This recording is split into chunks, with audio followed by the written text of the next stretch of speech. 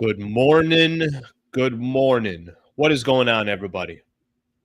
What is going on, everybody? Thank you very much for tuning in. Appreciate you guys being a part of the show. What do we got here? Wednesday, June 25th, 8 a.m. on the dot. Thank you very much for being a part of the show, everybody. We got a busy show today. NBA draft night. Every time I open up Hoops Hype or I open up anything, just rumors galore. Everywhere you look, there's rumors going on. So we got a busy show today, a packed show today. I do have a guest today as well. So I'm looking forward to hanging out with you guys for the next hour or so. Thank you for being here. Quick quote here for everybody. When you find an idea that you just can't stop thinking about, that's probably a good one to pursue. If you find an idea that you just can't stop thinking about, that's probably a good one to pursue. If you guys got some quotes you want to share with everybody, feel free to throw it in.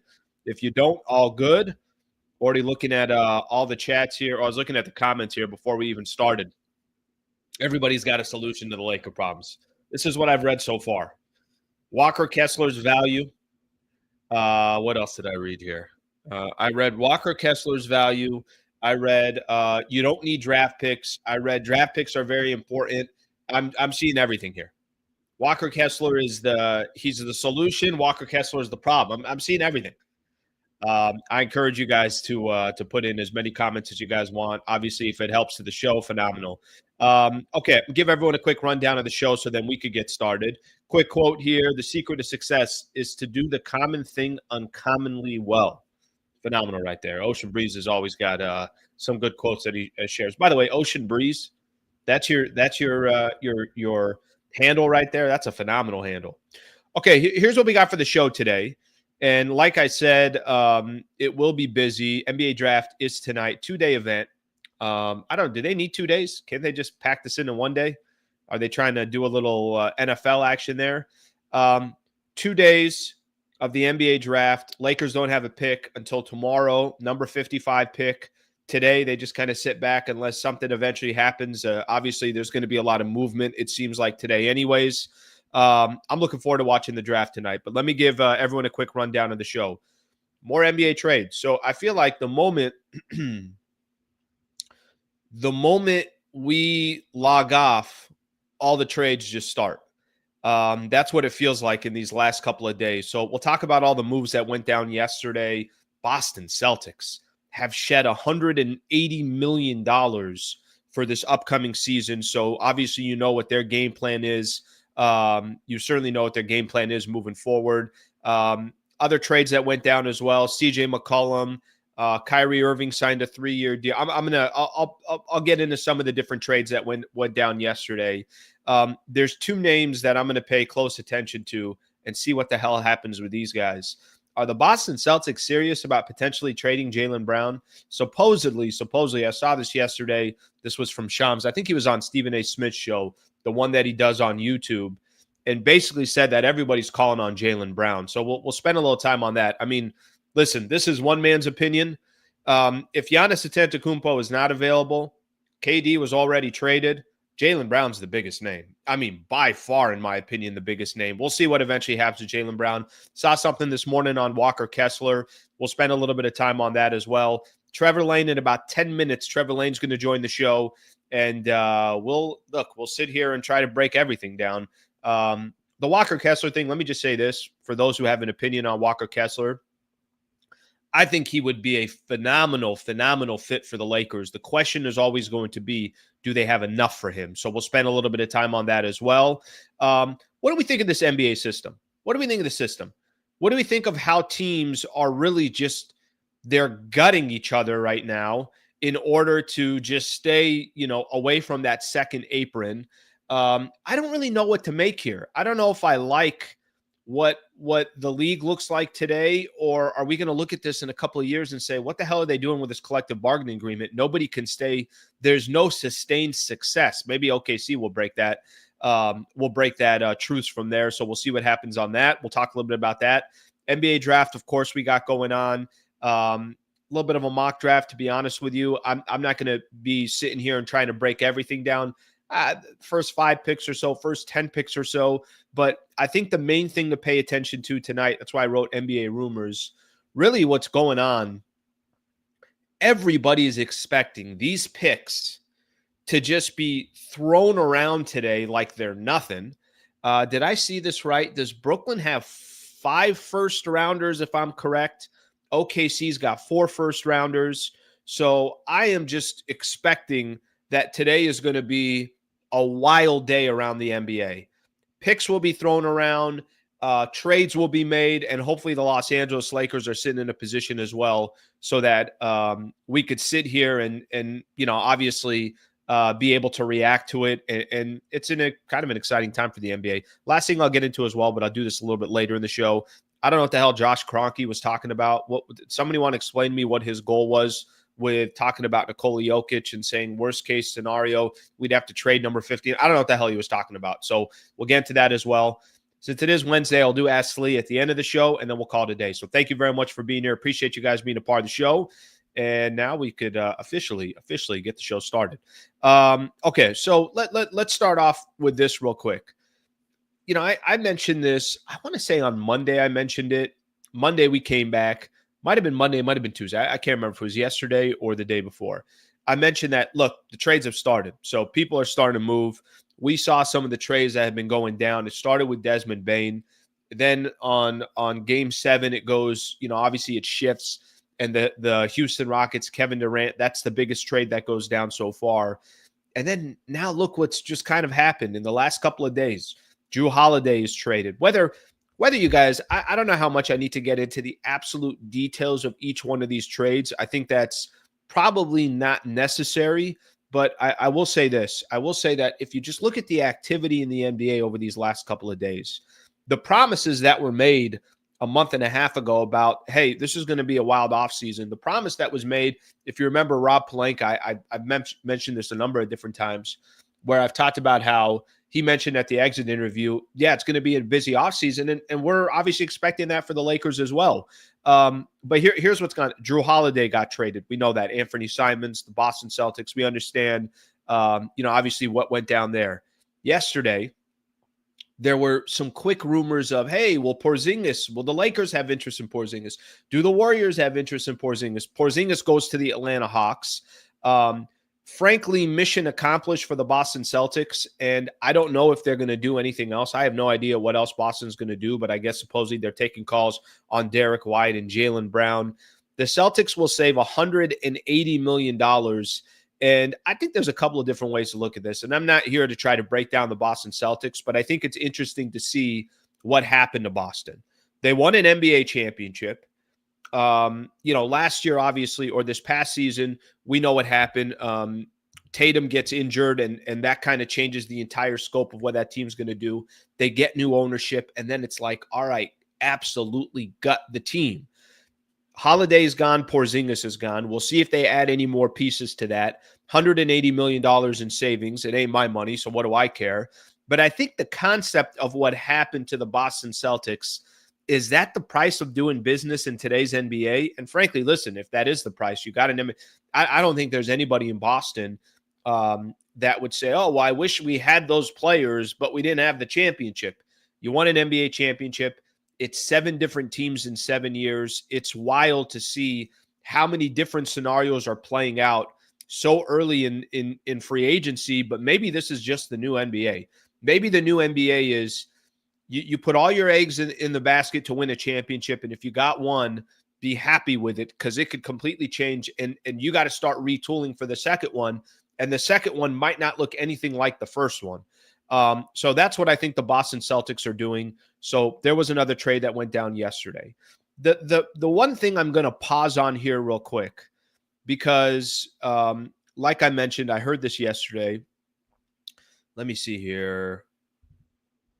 Let's play this together. I want to play this together because I think this is just very, very significant in the scope of the NBA.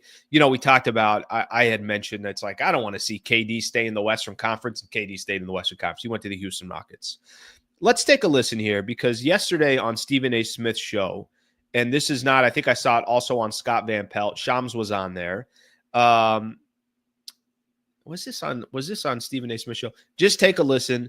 This is Shams talking about Jason Tatum. Guys, I know KD got traded. I know we've mentioned names like Giannis Antetokounmpo, and it doesn't look like he's going to go anywhere. This is the biggest name in the NBA if he gets moved. Take a listen to what he's talking about with Jaylen Brown. Jaylen Brown and Derek White. But listen, the offers that they're getting right now and the conversations are going to be had, does it reach the value? And that's the question. So you're looking at a lot of potential movement around the Celtics, and last night was just the start of that. Shams, are you telling me there's a whole bunch of people out there as suitors for Jaylen Brown, even though he's in the midst of a $304 million contract? There are multiple teams that have significant interest in Jaylen Brown. And you think about, for sure, the contract is steep. I understand it.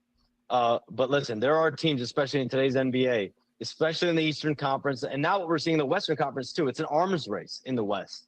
So even if you're a team that's meddling in the playoffs, you're trying to get there, you're trying to make a swing. And I think what we're going to see now in both conferences is a lot of activity. All right. Keep that one in mind there. Keep that in your back pocket. By the way, I don't think his contract means anything. Jaylen Brown is 27 years old. I think he's going to be 28 years old by the time next season starts. Jaylen Brown is an absolute stud.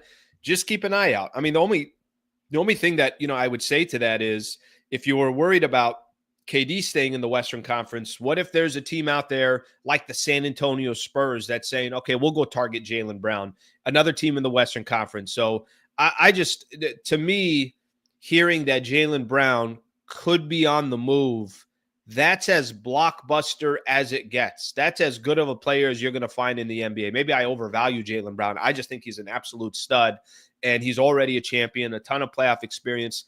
Let's keep an eye out what happens to Jaylen Brown, because if this man ends up with, I would say, the wrong team in the Western Conference, it's even more of a challenge for the Lakers and what they could do from there.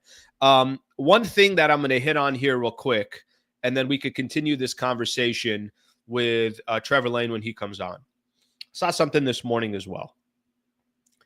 The conversation about Walker Kessler is not going to go anywhere. It's going to continue. And listen, if I could be completely honest, and I've told you guys this before, for me, I thought the Mark Williams chatter and the Mark Williams conversation that we had in February, I've said this a couple different times. I do think that's the perfect blueprint for the Lakers. Go get a young big, a young center, a defensive-minded center, can be a lob threat as well. Somebody that can really, really have impact like the Lakers did not have in rebounding, in block shots, playing defense, and bring somebody in at an age that can be with the Lakers for 3, 4, 5 years. That, to me, what they were trying to do with Mark Williams, I think was that's the game plan that they should follow, and I hope Rob Pelinka follows that similar game plan as we get, obviously the offseason has started, and we'll see what happens from here. There was one report this morning that I saw that the Lakers are still showing significant interest. And by the way, this is coming from somebody who covers the Utah Jazz, Andy Larson, Utah Jazz and NBA beat writer for the Salt Lake Tribune. I'll read his exact tweet. Given up multiple picks to get there, that is on the table right now. I don't know if the Jazz take it. Certainly, they haven't so far. I've had this conversation with a few different people. We've had this conversation with some different beat writers and people that do have at least a connection of what's going on. And the conversation has always been the Lakers just don't have what the Utah Jazz want. Does that change? Are the Lakers able on draft night to go make some kind of a move to change that script and to change that conversation? I don't know. I don't have that answer for you. But what I will say is if they found a way to land Walker Kessler, again, I'm not sitting here trying to tell everybody that it is going to happen, that it's guaranteed it's going to happen. That's not the point. You guys know my style. What I'm telling you is conceptually what the Lakers need. The idea of building for today, but also keeping tomorrow in mind. Understanding that there is life after LeBron James now that you got Luka Doncic. A player like Walker Kessler, if they're able to figure out a way to get the trade package that the Utah Jazz want, I think that would be so significant. And clearly, I think for those who are Laker fans and are thinking past today or next year, or there is going to be a time when LeBron James is no longer a Los Angeles Laker, and you want to try to get players that you feel like you can build for the future, we'll see how that all pans out. But the two things that I took away early this morning that I want to start the show with, if Jaylen Brown is available, I don't know what the hell to tell you, but keep an eye out where he could end up going. And can the Lakers put together a package that's attractive enough for Walker Kessler? So far, the case is that has been a no. And can Rob Pelinka and figure out, and by the way, I don't know how much new ownership is stepping in right now and saying, listen, let's figure this out. Let's figure that out. How do we make this happen? What exactly are our needs? Maybe there's a way that the Lakers can make that happen. All right, quick shout out here. Brad Wallace and the Wallace firm. By the way, I'll be broadcasting from their studio this upcoming Monday. So I'll be there for the show on Monday. Looking forward to that. Quick information on Brad Wallace and the Wallace firm. They're a phenomenal partner of the channel. I can't tell you guys how much I appreciate a company like the Wallace firm saying, hey, Al, I know we were with you over at 710 ESPN. Now you're doing stuff on your own independently. Awesome. We're going to come join you as well. And here they are with me on YouTube. I hope you never need them. This is obviously a category. It's injury attorneys, wrongful death case, a serious injury. But things happen in life. And when things do happen, it's daunting. It's intimidating. You don't know where to start. I'll tell you where to start. There is a website that we created, a URL, wallacewins.com/Sliwa, wallacewins.com/Sliwa. Get a free consultation. Sit down with Brad Wallace and his team. If you guys want me to make a personal introduction, I can introduce you to the owner in Brad Wallace. And let them at least kind of walk you through the steps. Does this make sense for you? The direction that you should go in. I got a great example from a couple months ago where he was fighting a case and for his client, and they were going up against Home Depot. What ended up happening? Obviously, this takes a while. You got these insurance companies are always trying to settle. They're trying to give you the least amount of money possible, least amount of money that you deserve. Delivered a $4.6 million verdict on behalf of the Wallace firm's client. They found Home Depot responsible for nearly $3 million of that amount. With all that in mind, wallacewins.com/Sliwa, wallacewins.com/Sliwa. If he can help you out, then that'd be phenomenal. That'd be awesome. And then hopefully, obviously you're in a situation or a position where you feel a lot more comfortable because you got a team that understands what they're doing. Okay, let's get back to the show here. All right, as promised, and I know we got a lot of comments here, a lot of people chiming in. So thank you all for being here. Thank you all for taking the time today to join the show. Please subscribe to the channel if you guys don't mind. It just takes a second.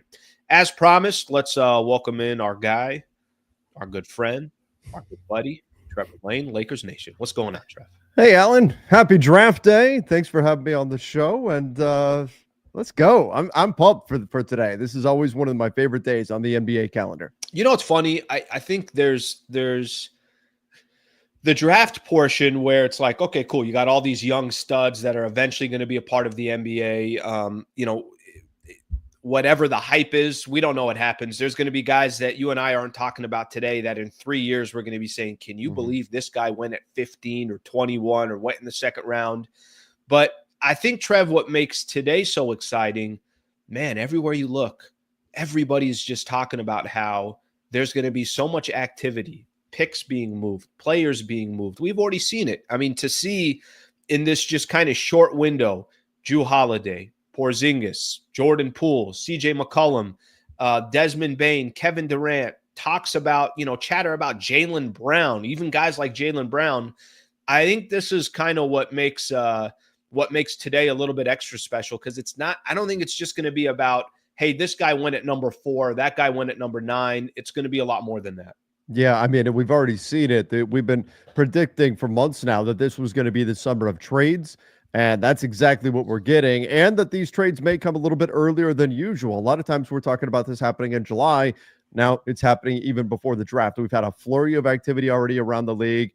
I think there's a lot of teams in this draft that are willing to move from their spots, whether that's move up, move back, whatever. And I think that's going to create a lot of activity, in addition to the sentiment in the Eastern Conference that it's so wide open that anybody can really have a shot there, plus the pressure to keep up with everybody else in the Western Conference. So there's a lot of motivation on the buyer side. There's a lot of picks that are out there that are available one way or another. And I think that's going to create a lot of activity. And we've already seen it's been crazy. Alan, doing the math, over 1/3 of the NBA has made a trade in the last few days, which is absolutely insane. Okay, let me. I'm still kind of trying to figure out and wrap my hands around whether I love this or I'm not sure about it. What do you make of the structure of today's NBA? Because I'm there's part of me that's like, hey, this is great for the league. So many different teams got a shot, which I'm always okay with. I don't have a problem with that. But you can compete for an NBA championship or win an NBA championship, and the chances of you kind of sustaining that roster, we've seen it with Denver. We're seeing it right now with Boston. And I know Boston's circumstance is a little bit different because Tatum went down, but I think they were going to deal with this anyways, just because of the second apron and how much they were going to be paying. What do you make of the structure? Do you like the structure of the NBA right now? And do you think this is something that 5, 7, 10 years from now, this will kind of be the foundation of it? Yeah, I think it's an experiment, and we'll see ultimately where it lands. The NBA has decided that they want parity, that they want teams to have the ability to feel like they're not that far out of it. They're building towards something. They want fans to be engaged for longer periods of time, and we see that both within the season as well as on more of a macro level. Within the season, that's the purpose of the play-in tournament, is to keep fans more engaged, to feel like, hey, I'm the 10 seed. I'm not checking out in January anymore. I still feel like my team can maybe do something because we're going to be more in that playoff mix. And it's the same thing with the way things are structured overall in terms of, you mentioned teams like Denver, like Golden State with Klay Thompson, like the Clippers with Paul George, these teams that have had to make some difficult decisions with their own incumbent players, which is what we're seeing now with the Boston Celtics. And I do think that what it's going to do and what it is doing is creating more of a life cycle for a team where they are kind of that team that's on the rise. They get to be pretty good. They make that next leap. Once they do that, a lot of their role players are going to start getting paid. They're going to have to make some difficult decisions. That talent is going to have to go somewhere else in order to get paid. That team might drop down a little bit, and around we go. One of the byproducts of that is an increased importance on draft capital, building through the draft, having young players in the pipeline that you're developing to replace that talent that gets higher price, that puts you into that second tier apron area, which is, again, right now where the Boston Celtics are, where they were just working to get below. Whether or not this is the right decision or not, because effectively what this is the end of dynasties, right? It's the end of, we've got one team sitting at the top for years and years and years and years, and they can just keep all their guys because they just keep spending, and that's not a big deal. It's the end of that for the time being. And we do see dynasties bring in eyeballs. The casual fans will tune in to see greatness. What we're getting instead is a lot of teams that are very, very close in terms of how good they actually are. The NBA betting on more of an NFL style model. And the future will tell us whether or not that's the correct decision. Right now, though, the league seems to be pretty pleased with the way things are going. The teams that have tested the new CBA have very quickly recoiled after feeling the sting. That's the Boston Celtics, the Phoenix Suns. And we're also seeing teams that are on the rise here. We had a first-time NBA champion in the Thunder. We had the Pacers making it to the finals. This is what the NBA wants. We'll find out whether or not they're right in that goal. Yeah, I think the best way, I'm not sure yet. I'm not sure if I like this structure or if I don't. I mean, I'll tell you, if this is going to be the offseason where, and I think this year is a little bit unique because a lot of teams don't have cap space and it's different. A lot of teams are adjusting. But if this is going to be the type of movement and this is going to be the type of how unpredictable it is, or names that get traded that we had no idea were even on the market, I think that part's going to be exciting. The one thing I don't like teams being penalized for drafting their own players and then eventually having to pay them. I don't like teams doing it the right way. And by the way, this is, you and I obviously are talking to Laker fans every single day. That's not, the Lakers have a long way to go in regards to being a premier franchise and doing it the right way and cropping their own players and valuing the draft and everything else. So we'll see what eventually happens there. But yeah, it's been a little bit of a head scratcher so far, even though it has been exciting. One player just to throw around. Jaylen Brown's not going anywhere, right? Jaylen Brown? The Celtics have already at 28? They've already made some big moves. I think what the Celtics are doing are just saying, look, we're open for business. We're open for business. If you want to call us and you want to tell us how you value your players, You want to give us intel on how you see things? We will accept that. We will accept that. Go ahead and give us a call on Jaylen Brown. We're very unlikely to move him, but we'll take your offers. And in the meantime, they're just gobbling up intelligence, and you never know when that may become valuable down the road. So for the Celtics, it's a no-lose situation. As long as Jaylen Brown knows, look, we really don't want to move you. We don't want you to be upset with us or anything like that. The problem I'll just say is his name's been thrown around before. So that's the only piece of it. If you could tell Jaylen Brown whatever you want, I don't know how much he's going to believe the Boston Celtics, but I just say it because we KD's name was thrown out there. Fine, KD's stud. He's 37. Giannis's name was thrown out early, and then that's kind of done. It doesn't seem like Giannis is going to go anywhere. I just think Jaylen Brown is such a stud. He's such a good player, and you put him on the right team. My fear, Trev, and I'm sure yours as well, he ends up on a good West team. There's a package out there that the San Antonio Spurs come calling and saying, hey, we didn't have a chance at Giannis. Maybe Jaylen Brown's the right player. I'm just obviously making it up here, but that's my fear. My fear is the West only gets stronger. Yeah, we need some people to go east. I mean, Kevin Durant, come on, man, go east. So the Western Conference, it's insane. Al, we're at a point now. I mean, Portland just acted as a buyer on the market with Drew Holiday. I thought that was a really dumb trade from the Blazers side of things, but nonetheless, they are trying to go win games right now. We're going to go into a season where 14 of the 15 teams in the West, and maybe it'll be 15 because who knows what Utah is going to do, but at least 14 of the 15 teams are going into the season in the West with an eye on making the playoffs, with that being their goal. And I think that's what the NBA in general wants. But look at the easy path down life's road in the Eastern Conference. Western Conference teams are looking over there going, really? This is what we've got to deal with? But it surprises me a little bit. I'm going to go back to the Utah Jazz in just a second, but it surprises me a little bit, Trev, because I think these teams should be realistic with themselves. And why do you want to compete for the 10th or 11th spot? I'm surprised that because so many teams are active right now of trying to make the playoffs in the West or think they have a shot. I'm surprised there aren't more teams out there, especially in the Western Conference, that are like, we're not fighting in that water. Well, you guys want a piece or two from what we have? Yeah, we're open for business. I do wonder if we're going to see some of that, because you look at the market right now and you look at how many buyers are out there. You look at your Atlantas, your Orlandos, Detroit, these teams in the middle of the pack in the East that are right now saying, why not us?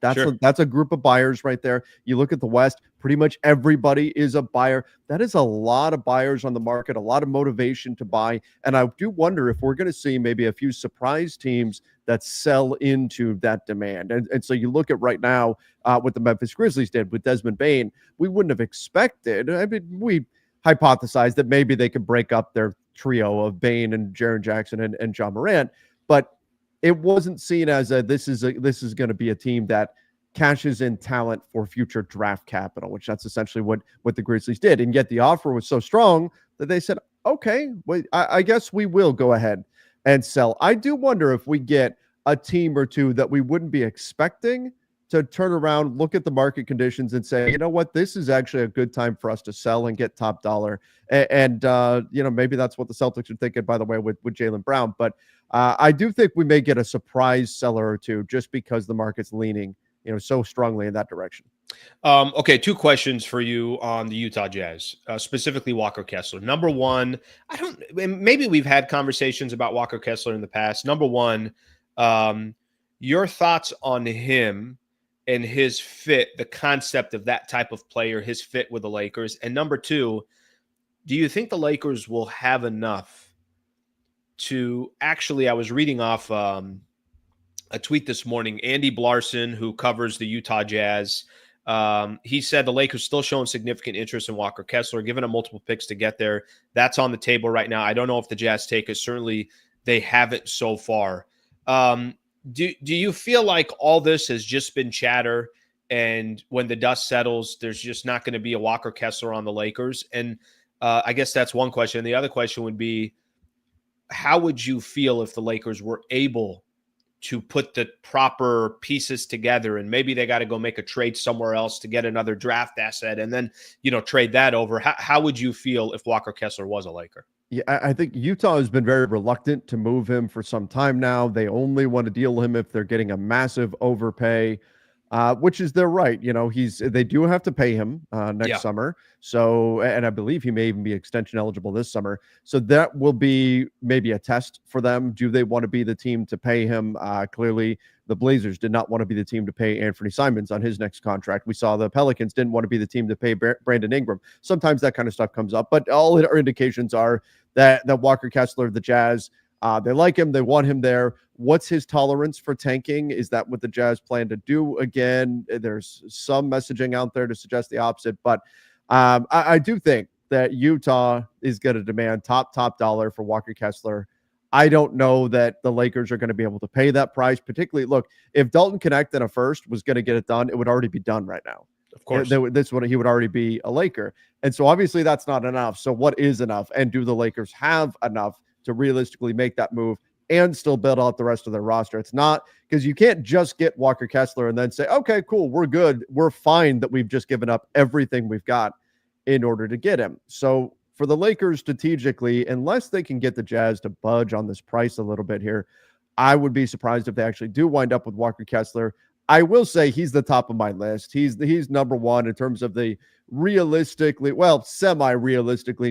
available names that are out there. The concept. Yeah. Mm-hmm. And there's a couple things that he does really well. Could you get a more athletic, springy guy? Sure, you certainly could. But the rebounding presence that he gives you, and what I really love about Walker Kessler's game, is he's got a combination of two things, Alan. He is a elite shot blocker, but he is also elite at low foul percentage. That means that's an incredible combination. You've got a guy that swats tons of shots and does it without picking up fouls. And that's such a key distinction. You get guys that pick up fouls, chasing after blocks, trying to increase that stat. That's not Walker Kessler. He does a really nice job staying in position, being where he needs to be, and yet still being a massive deterrent at the rim. And I think defensively, that's something this Lakers team could definitely use. Plus, you add in his age, perfect fit with Luka in terms of the timeline. I think Walker Kessler will be a great fit for the Lakers long term. Can they actually get a deal done there? I'm still skeptical just because the Jazz want so much, and I don't blame them. I think he's a very good, very talented player, and if he did wind up a Los Angeles Laker, I would be ecstatic. Yeah, I keep saying this. I think the concept that the Lakers had in mind for Mark Williams of that type of a player, age-wise, what he brings to the table, I think you and I have talked about it as well. If they went out and got a Clint Capella, cool. Clint Capella's coming off the bench for you. You're not the idea of grabbing a player at that age and could be there for years to come, I think is the right concept. I guess the question is just going to continue to come down to, will they be able to make a deal? And like you said, the Jazz are going to be asking for a lot for him. How do you feel right now? We're sitting here Wednesday, June 25th. I don't know what it is, but I have a feeling / gut, all this movement in the NBA. I do feel like something will happen with the Lakers. I know something has to happen. How do you feel about their position right now? All this movement in the league. Do you feel Pelinka? Do you feel the front office? Do you feel they'll be able to walk away when the dust settles and you'll look at this roster and say, okay, not perfect. Understand LeBron will be 41 and you're still kind of, obviously juggling all that. But do you feel like they'll be able to accomplish their main goals by the time we're sitting here in a few weeks? Is that your dream right now, Al? Is that where we're at? That the dream scenario is, okay, this is not a perfect roster, but okay, we'll be okay with this. Trev, would you agree with this? I don't know if they can. I don't think they could put together a perfect roster based on their situation. No, I think if you told me, and again, this is nothing at Bron. Bron's doing everything that he can, but you can't. I don't know if they could fully rebuild and build around Luka until LeBron is off that roster. And there's, I think they could do what they could, trying to figure out, doing the best they can with the ingredients they have, I guess you can call it.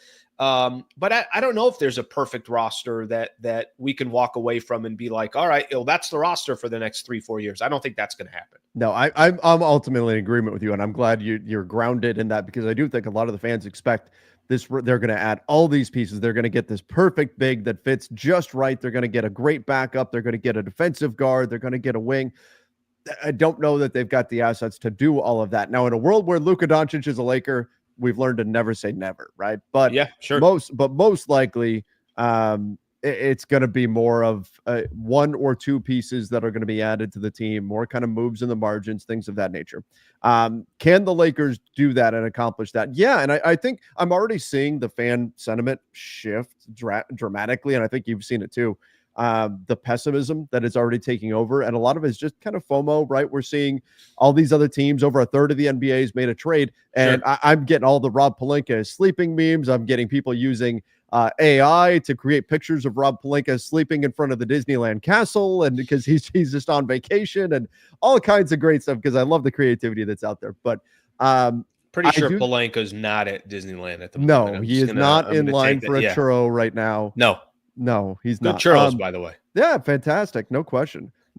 But I do think that the Lakers are doing a better job at moving in silence. You look at the Luka trade. I think that's certainly evidence of that. I'm not that surprised that they're not in the heart of like trade rumors and things like that. And people are taking that as evidence that they aren't active out there. I don't think that's the case. I think they're active. Will they be able to get something done? We'll see. Remember, they're in a position where everybody knows they need a center. Everybody knows what they need, and everybody knows what they were just willing to pay to get one just a few months ago with the Mark Williams trade. So that's not an easy situation to be in, but I do think that given how badly they're going to want to show Luka a roster that is ready to go on August 2nd when they ask him to sign that extension, I think that's plenty of motivation for them to go out there and get something done. I think we do see activity here from the Lakers, and if people want to be mad at, where's Rob? What's going on? Be mad at them like July 10th. Summer League starts and they haven't done anything. Be mad at the Lakers then. Let's wait and see what they're cooking for right now. Yeah, by the way, I love the I don't mind that things are happening in the dark or quiet or any of that stuff. I don't think you got to go out there and promote to everybody every move that you're making. But there is a timetable, right? We'll find out pretty soon here whether they had, and what's funny, Trev, is I don't think they have to, I don't think there's a perfect scenario for them. However, I think a couple of the right moves, really strategic moves, can kind of change the whole scope of what it looks like. Clearly in the playoffs, what they did not have, their deficiencies were so exposed that at least we know, all right, well, it's going to take this to just at least hang in some of these games that have teams that have size and everything else. I think what you said about they showed their hand with the Mark Williams trade.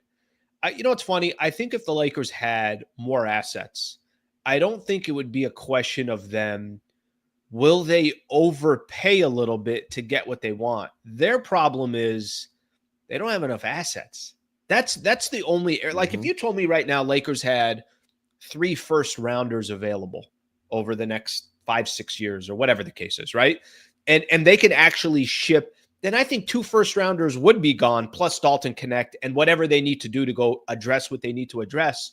Their problem is more, they just don't have enough assets. And the assets they do have, what is that going to net them, I guess, is the going to be the overall question.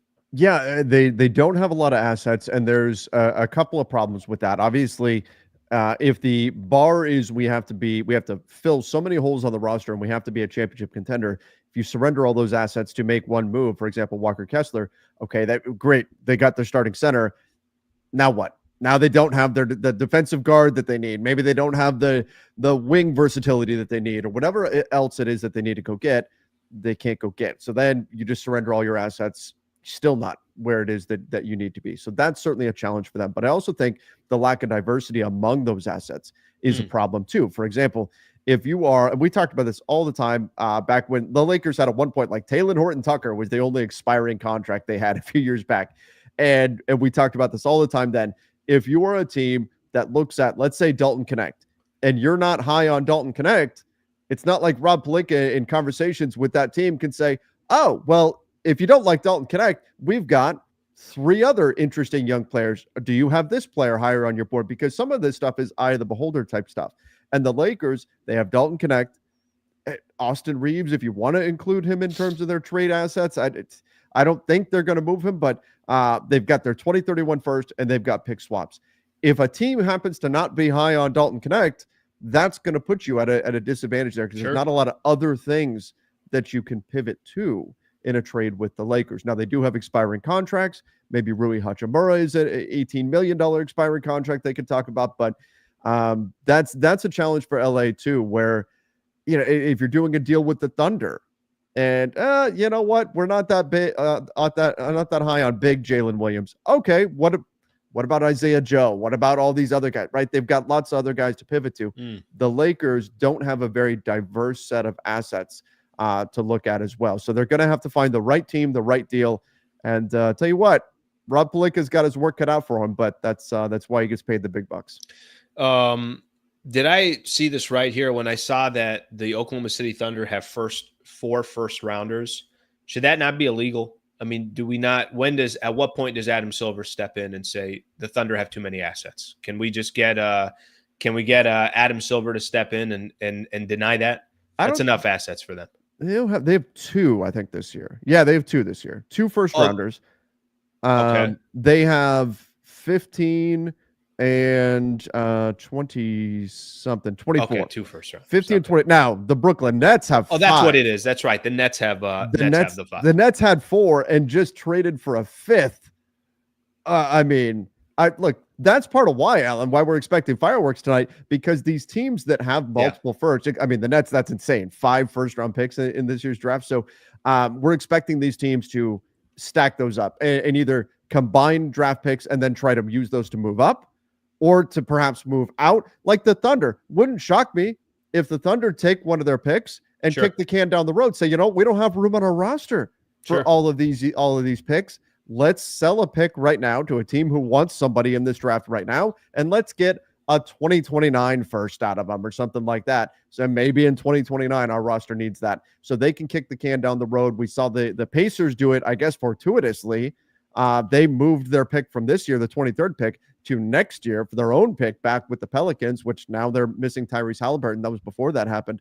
So I do think there's a lot of movement possible here in this draft, and part of it is because there's teams with multiple picks. But in general, is this a bad thing for the NBA that teams are stockpiling picks? I mean, I don't think it's necessarily bad because I don't think it is either. I think they're being responsible, and there's different ways to compete, and that's a strategy to compete. Sure, for sure. And different teams will value picks in different ways, and I think it's all an adjustment to the new collective bargaining agreement, and the valuation of those picks will normalize at some point. Look, just having a lot of picks doesn't guarantee success, and teams have still got to make the right selections. And frankly, you've got to have a little bit of luck on your side too. So I think so many picks being in the hands of so few teams just means I think we're in for a lot of trade activity, which is exciting for the league.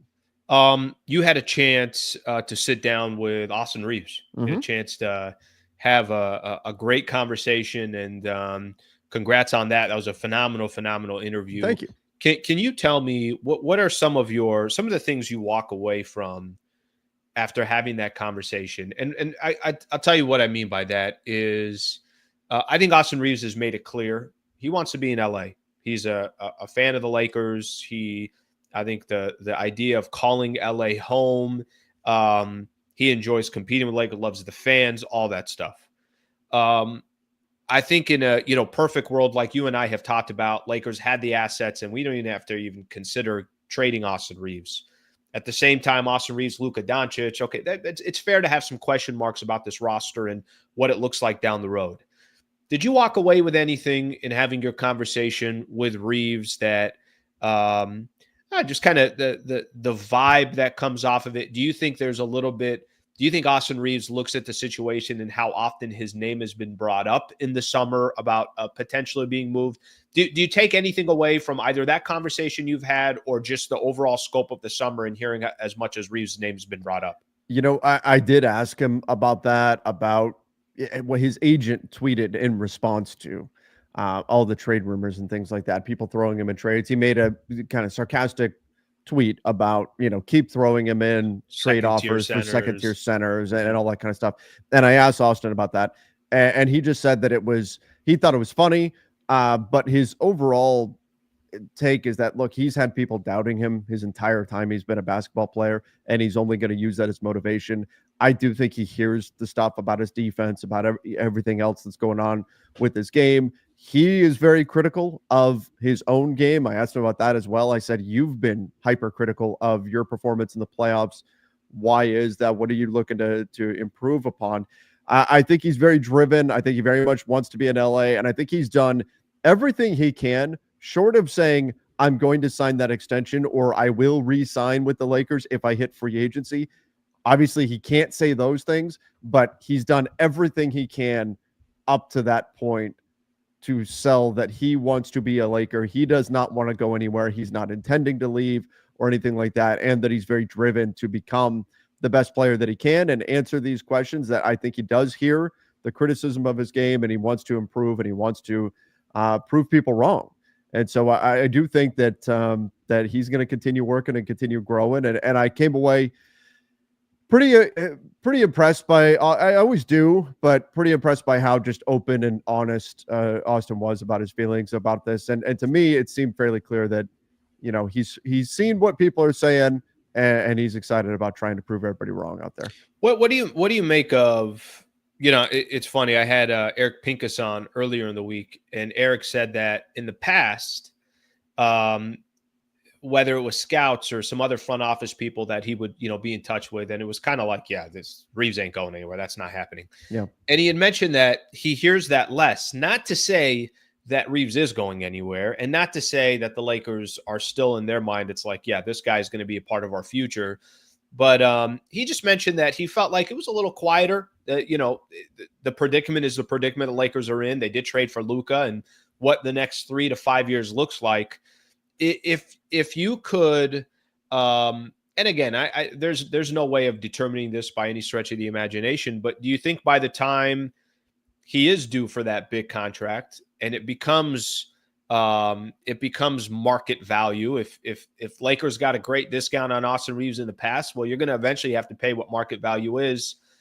Austin Reaves, you think in the next couple of years, do you think he's still with the Los Angeles Lakers, or do you think there's so much that can happen? Some of it is in the Lakers' hand. Some of it isn't in the Lakers' hand.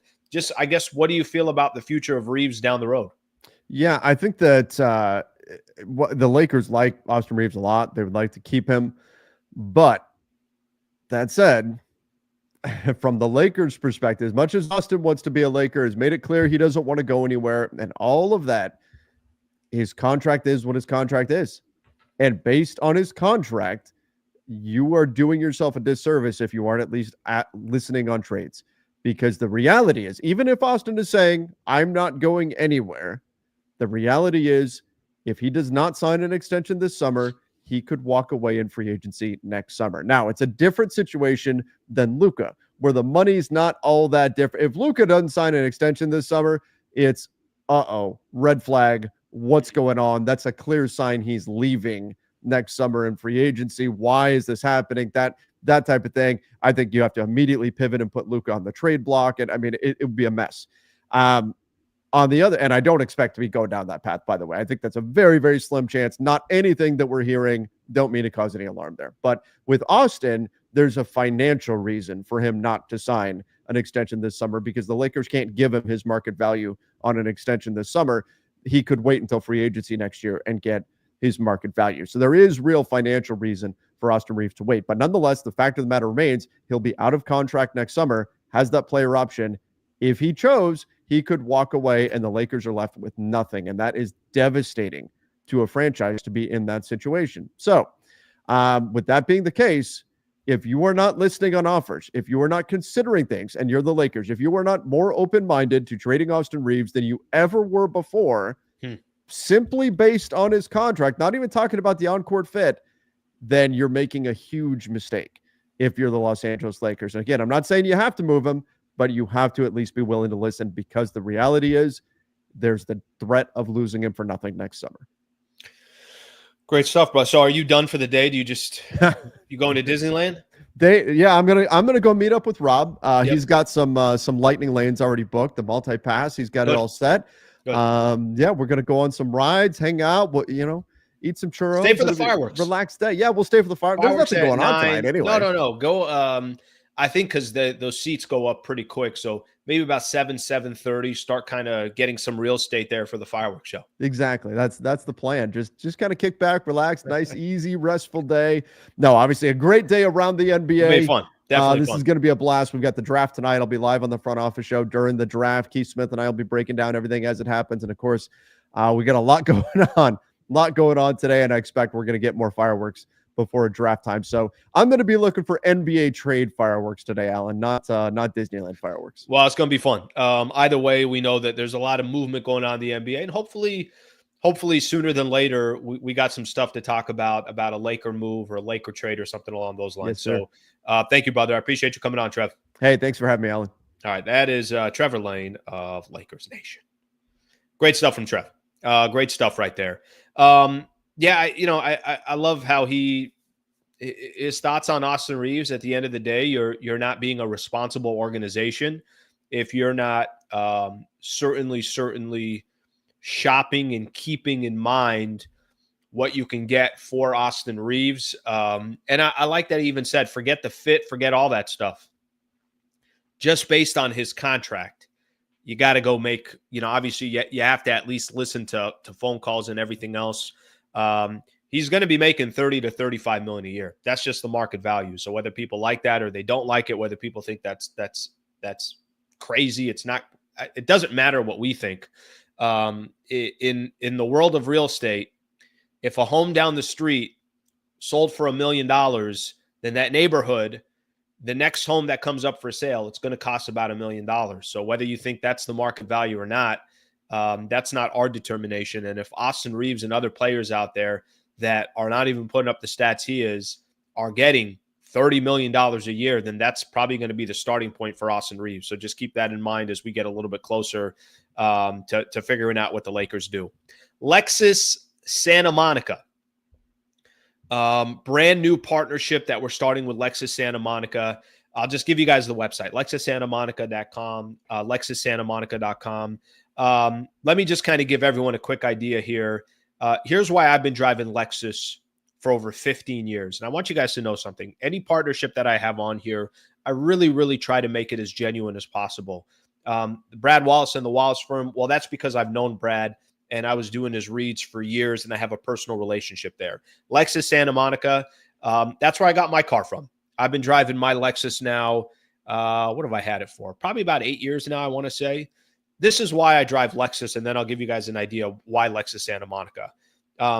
You don't get any more quality than Lexus. Reliability, as in you can have the car for a long time. I always look at, it's kind of weird to look at a car and say, hey, that's a long-term investment. If you do it the right way, it is a long-term investment. Me personally, I'm not getting a new car every year, 2 years, or whatever the case is. Unbelievable luxury that comes with Lexus as well. You want to feel good in the car that you're in. Why Lexus Santa Monica? Matt Unger is the owner there, owner/general manager. He'll take care of our community, whatever we're building here on YouTube, all the different people that are on here. I know a lot of people in the state of California or Southern California, whatever the case is. He wants to help everybody that's here if you're in the need of a car. Doesn't matter what your current situation is. You're not happy with the current lease that you're in. Perfect. I'll introduce you to Matt Unger.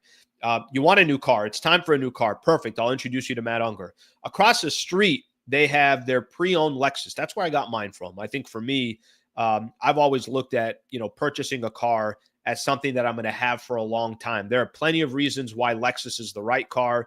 The reliability, like I talked about, the quality, like I talked about, the feel of being in a Lexus, like I talked about. But there's also strategically a very, very smart move, whether you're getting a new Lexus or across the street at the pre-owned lot, where you have plenty of cars to choose from. And by the way, it doesn't have to be Lexus. This guy has connections with everybody. If there's a different type of car that you're interested in, Matt Unger can help you over at Lexus Santa Monica. I'll give you his email address as well. I was talking to Matt a couple of days ago. I'm like, Matt, I'm going to start giving you your email address. He's like, that's fine. Go ahead. Give him my email address. If he can help you, there's his email, Matthew Unger at lacarguy.com. If I can make a personal introduction, I'm happy to do so. Again, Matthew Unger, Matt Unger, over at LA Car Guy, which is Lexus, part of Lexus Santa Monica, certainly can help. They are promoting right now the 2025 all-electric Lexus RZ. Lexus SantaMonica.com. Okay, let's keep moving here. I got to read something here because I just saw this and we could look at it together. Dan Wyke, I guess this is the first time. Let me see this here. Let's share this together because this will be the first time I'm reading it as well. I guess it's the first time that the Mark Walter Jeanie bus, they're addressing the sale. So let's look at this together. If you guys are looking at this with me, and I'm actually going to be reading this with you. The Buss family is deeply honored to have looked after this incredible organization for almost a half century. From the day our father purchased the Lakers, we've been determined to deliver what the city of Los Angeles deserves and demands, a team that is committed to winning relentlessly and to doing so with passion and with style. I've gotten to know Mark Walter, very well over time. Been delighted to learn how he shares those same values. For the last 4 years, Mark has been an excellent partner for us. Remember, he owned about 26% of the Lakers. It was part of AEG's sale, went to Mark Walter, took over the 26%. And then eventually they had the first right to purchase the Lakers if they were ever up for sale. We are thrilled to keep working with him to continue the Lakers' extraordinary legacy. Let's see if she says anything else here. Chairman, organizations, different teams that they're a part of. Lakers have long been one of the most iconic franchises in sports since Dr. Jerry Buss. So I can't find people in the world. You can find people anywhere in the world wearing Lakers shirts and jerseys.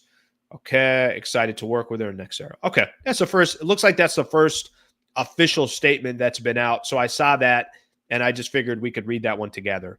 I got a lot of comments that I haven't looked at. I'm sure a lot of people got their thoughts and opinions about the Lake Show right now, about my conversation with Trevor Lane. So let's start looking into some of those comments here. Still got a couple other things I'm going to get into, and then we'll call it a day. Let's see what we got here.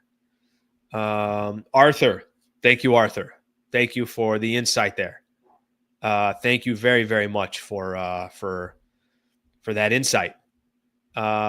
Easy money sniper. Nobody wants a $30 to $35 million Austin Reaves contract. He's valuable now because of how good he is compared to his contract. I'm going to disagree with you. I'm going to tell you something. I actually think that if Austin Reaves becomes available and the Lakers are not willing to pay him that money, he's going to get that 30 somewhere else. He's going to. And for a number of reasons. First off, Austin Reaves has been a good player in the league. And people are going to say, hey, if he's our second or third option and we got the proper team around him, what can he be? I think he'll sell jerseys as well. I think people will want Austin Reaves on their team. So I think you guys got to understand something. $30 to $35 million in today's NBA is actually not a crazy number. Like there are people out there that are making around that much money and are not as productive as Austin Reaves. So I think that thing's going to be there. Thank you, Ron. Thank you for that, brother. I appreciate that. All right, let's see what else we got here. There's a place for Reaves, just not here. Reaves will always get exposed on his defense. I've said this a couple of different times. I've said that I was a little surprised how many people were kind of off the Austin Reaves train. And I think that really, really started once the Lakers got Luka. And then I also think, after the playoff run, a lot of people were upset with Austin Reaves. So that's just kind of been, his market. Unfortunately, that's just been, obviously how it's gone. Let's get another one in here. Jay Renrick. Jay, thank you, brother. I really, really appreciate you sending in the super. Thank you for doing that. How do you guys feel about a trade for Zeke Naji since the contract is low? Jay, I'm going to tell you this, and we started the conversation, and I started the show talking about Walker Kessler. I talked about, Trevor and Lane and I were talking about it. Every player that we've kind of looked out there, and we try to find players that might be a match with the Lakers. I will tell you this, and I really actually genuinely believe this. I believe that the Lakers are so desperate right now for size. They kind of, you can't be, they almost can't be too picky in this situation. However they can improve their roster, great. However, they can figure out a way. By the way, I'm not sure what Denver's going to do. Are they keeping him? I'm not 100% sure. So I won't be the person to ask. If you're just looking at his stats, nothing's going to jump out at you. But maybe there's some value there. I just think right now the Lakers, any big that you put on this Lakers roster will help improve the team. I'm not talking about Alex Lynn. I'm talking about real, some type of a young player, somebody that can play, is a little bit of a lob threat, can play defense, all that stuff. So I think that's going to, obviously where the Lakers go from here and what they do, anybody I feel like they bring in will be of help. Okay, let me finish off. Let me round off a couple more of these topics that we have here, and then we can call it a day. So one of the things that I mentioned, and I'm going to go to this here real quick, a couple of different things that were going on from yesterday today. Kyrie Irving signed a 3-year deal, which was wildly important for the Dallas Mavericks. What did he end up?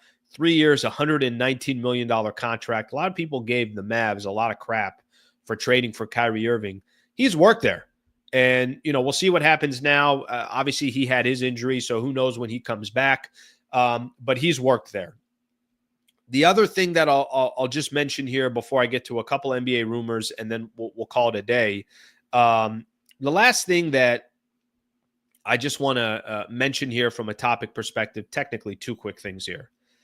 I have no idea. Does somebody want to explain to me what Josh Kroenke was doing yesterday, the Nuggets president? The wrong person gets injured, and very quickly you're into a scenario that I never want to have to contemplate, and that's trading number 15. Does somebody want to explain to me what was happening yesterday for Josh Kroenke to, by the way, this is unsolicited. It's not even like there was ever even a conversation about Jokic, or there was ever even a conversation about keeping Jokic long-term, or it wasn't even brought up. Somebody want to explain to me how Josh Kroenke made news yesterday, bringing that into the light? I got no idea what the hell he was talking about. I was reading a couple articles yesterday and this morning. I'm like, does somebody want to justify what the hell he was talking about? I still don't know what the hell he was talking about. I was listening to NBA Sirius XM radio last night. Everybody that was on there, they had no idea what the hell he was talking about. I genuinely have no idea. Imagine Rob Pelinka or any other team. Think of their star player saying that, yeah, if we got injured and then, we're in the second apron, then you know what? Then it would really suck. But we might have to look at having to trade Luka. It's like, what? What did you just say? Nobody even mentioned Luka's name. I got no idea what was happening there. I thought that was an interesting storyline. The last thing that I'll mention from a story perspective, the Minnesota Timberwolves were finally sold yesterday. And they're sold by A-Rod, Mark Lore, who's these are the 2 partners that bought the Minnesota Timberwolves. What the hell happened to the Minnesota Timberwolves? Glenn Taylor ended up selling them for $1.5 billion.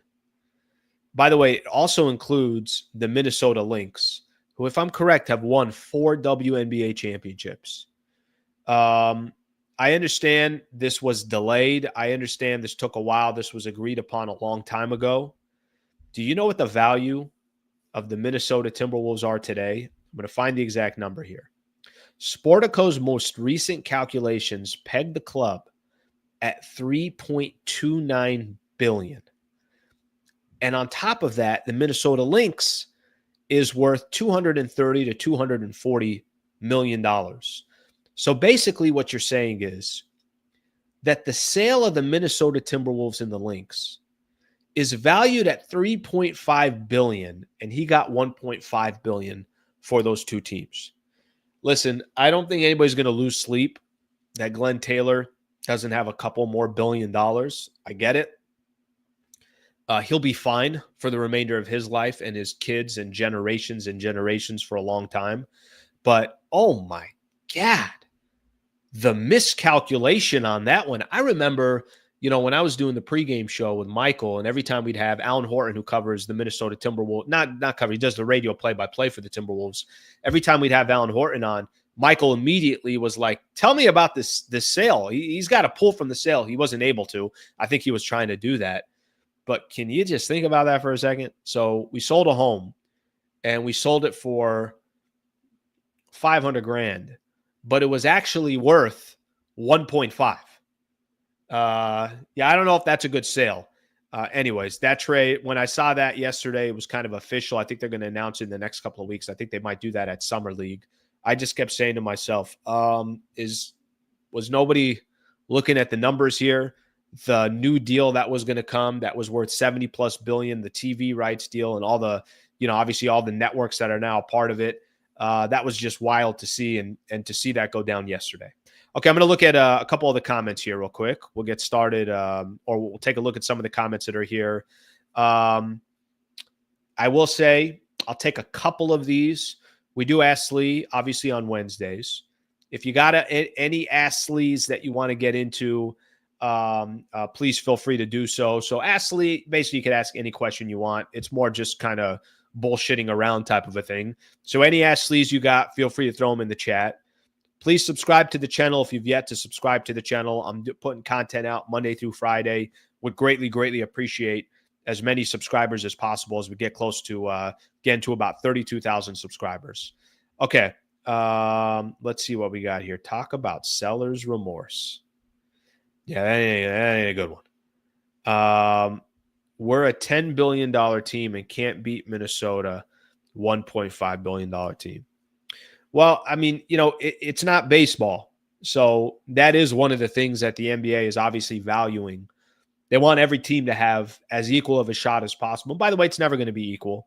The Lakers will always have an advantage over other teams, and maybe a franchise like the Knicks or Miami or some franchises are just going to have better odds just based on, it could be prestige, the franchise and the power of the franchise. Could be maybe no state tax that comes into play for the state of Texas, teams in the state of Texas or teams in the state of Florida. Some franchises are just going to have advantages that other franchises don't. But what you're not going to have the advantage of, at least for now, is you're not going to be able to just say, okay, well, we'll spend twice as much as another team. That's not going to be there. I know it is in there in some sports. It's not there in the NBA. Okay, let's see a couple more of these comments here. NBA is getting bad. Owners selling teams like hotcakes is not a good sign. I don't agree with that. I think they're selling because most of these franchises were bought for. I mean, Dr. Jerry Buss bought the franchise for $65 million. And by the way, I think that included the LA Kings. His family's now walking away with a $10 billion valuation. They had the franchise for 40 plus years. I think that, I think what's happening is small family ownership is almost not good enough anymore. And, what happens from here, we'll eventually see, but you need corporations, or you need these big time companies to come in, people that are worth just billions of dollars. It's just different than it used to be. But I don't think that's a sign of the NBA not doing well. I think it's more a sign of just there are, a lot of families out there that paid so little for the team for what it's worth today. All right, let's see what else we got here. Let's see if we got anything else that we get into. Last thing also to just keep in mind. Last thing to keep in mind, seller's remorse is reserved for the soul. Last thing to keep in mind here as well, NBA draft tonight. Obviously, everybody knows Cooper Flagg is going to go number one. I think what's also wildly interesting, so the Dallas Mavericks will end up with Cooper Flagg. I think the number 2 pick to me is wildly interesting too. The San Antonio Spurs basically said, nope, we'll keep Dylan Harper. We'll see what he eventually becomes. They did trade for De'Aaron Fox, so who would have known that De'Aaron Fox and then they get the number 2 pick. I don't think San Antonio should be in a rush. That was part of my reason of why are they going to go after Kevin Durant, 37 years old. I think they're in a phenomenal position, a phenomenal spot. I think they're smart to draft Dylan Harper and then kind of take their chances from there. So and if you just look at the top 5, Ace Bailey is projected to go top 5. VJ Edgecombe is projected to go top 5. And then after that, you can look at, there's a lot of different names here that can end up in the top 5. I think tonight's going to be really fun for many of reasons. And I think the biggest reason has less to do with the actual draft. It has more to do with what could potentially happen in regards to player movement, teams making trades, all that stuff. So I think all that's going to be fun. Okay, I got a couple Ask Slees that I'm going to read off here real quick. I am going to put in the chat, by the way. If you want to support this channel and you want to find a way to support this channel, you can be a member. It's $3 a month. Would love nothing more for you to be a member. And I'll put a link here in the chat if you'd like to become a member. Would greatly appreciate. We got a lot of members right now that have been very, very nice enough to just say, hey, Al, I want to support the channel. So thank you very much for doing so. Slee, random kid walks up to you, starts saying, do you awkwardly look away and start staring? Got it. Do you awkwardly look away or say hi to the kid? I'm a hi guy. How you doing? I'm a how you doing guy. You know, I try to diffuse awkward situations. I'm not I'm okay with taking the awkward situation and trying to make it unawkward. All right, Slee, would you drive an all-electric vehicle? Check out Aptera. It's being built in Carlsbad. Interesting. I would. Here's the only problem with all electric. The charging stations is my only issue. That's it. My only issue is the charging stations. So as soon as they get that part all figured out, then I'm all in. I don't have a problem with that. Probably my next car, probably all electric. I'll go Lexus. I was just promoting. You guys saw me a little bit earlier promoting this. If I'm going to go all electric, I might as well just go with the RZ. I'll go RZ with the electric. Not against going electric. Definitely not against that. I think the question is just, I think for me, it's more, are all the charging stations and everything else, is that all up to jive?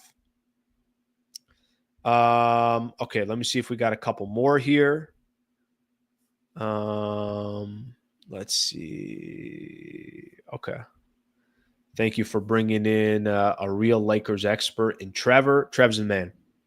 Known Trevor for a long time. Him and I have been close to each other for a while. So, always enjoy talking Laker hoops. And I know you guys enjoyed as well. So I appreciate the compliment towards Trevor because he deserves it. That dude's a grinder, does a phenomenal job, and continues to do everything. Tom, is water wet? I know for a fact it's not dry. Tom, you are a very, very, very, very smart man. Very, very smart man. Okay, final one I'm going to get here. Your favorite beach in the area? Mine's Cardiff. Mine's going to be Solana Beach. Got the sign right there. I'm in Solana Beach. So mine's going to be Solana Beach. That's a phenomenal area as well. By the way, it just has just great breweries around, great restaurants around, great coffee shops. It's a little bit, the vibe is different than a Del Mar or some of these others. So you go from there. All right, my people. I appreciate you guys being on the show today. Thank you for all hanging out. Shout out to the partners. Shout out to Trevor Lane. Thank you to everybody who's been a part of the show. Please subscribe to the channel if you guys don't mind. Phenomenal night tonight in the NBA with the NBA draft. So that's going to be fun. Hope you guys have a great day. I will see you guys tomorrow morning at 8 a.m.